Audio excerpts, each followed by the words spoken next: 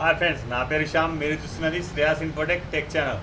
So friends, ఇవాళ మన topic form 19 అంటే పిఎఫ్ యొక్క క్లోజర్ని ఎలా సబ్మిట్ చేయాలి.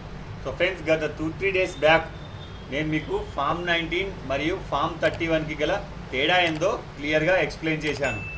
ఒకవేళ మీరు చూడకపోతే కింద లింక్ డిస్క్రిప్షన్లో ఇస్తాను, చూడండి. సో ఇప్పుడు మనం ఫామ్ 19 అంటే ఏందో తెలుసుకోబోతున్నాం. సో ఫ్రెండ్స్, ఫామ్ 19 అంటే ఏమీ లేదు.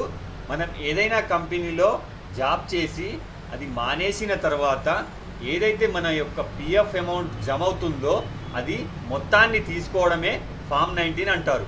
ఈ ఫామ్ 19లో ఎంప్లాయర్ షేర్ మరియు ఎంప్లాయీ షేర్, దానితో పాటు పెన్షన్ కాంట్రిబ్యూషన్ జమ అవడం జరుగుతుంది.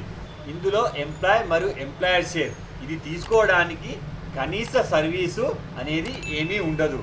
అలాగే మీరు పెన్షన్ కూడా కావాలి అనుకుంటే కనీసం 6 మంత్స్ మనము సర్వీస్లో ఉండాలి. అప్పుడే మన యొక్క పెన్షన్ పూర్తిగా తీసుకోవడానికి మనం ఎలిజిబుల్ అవుతాం. ఇక డాక్యుమెంటేషన్, ఫామ్ 19కి మనం ముఖ్యమైన డాక్యుమెంటేషన్ మన యొక్క ఆధార్ కార్డ్, బ్యాంక్ అకౌంట్ మరియు పాన్ కార్డ్, ఈ 3 ఖచ్చితంగా లింక్ అయి ఉండాలి. ఇక విత్డ్రాల్ ప్రాసెస్, మనం విత్డ్రాల్ చేయాలనుకుంటే మన యొక్క యుఏఎన్ లాగిన్ పోర్టల్లో ఖచ్చితంగా ఎగ్జిట్ డేట్ అనేది మెన్షన్ చేసి ఉండాలి. అప్పుడే మనం ఫామ్ 19కి ప్రొసీడ్ అవ్వగలం.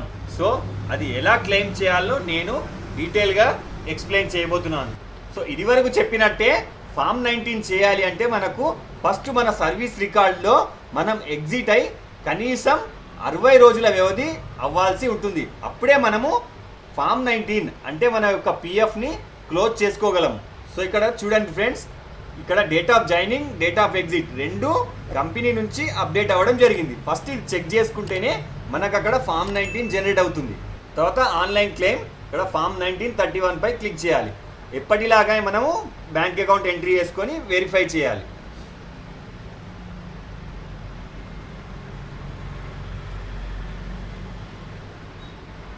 సో ఫ్రెండ్స్, ఇక్కడ ఫామ్ 19 అది సెలెక్ట్ చేసుకోవాల్సి ఉంటుంది.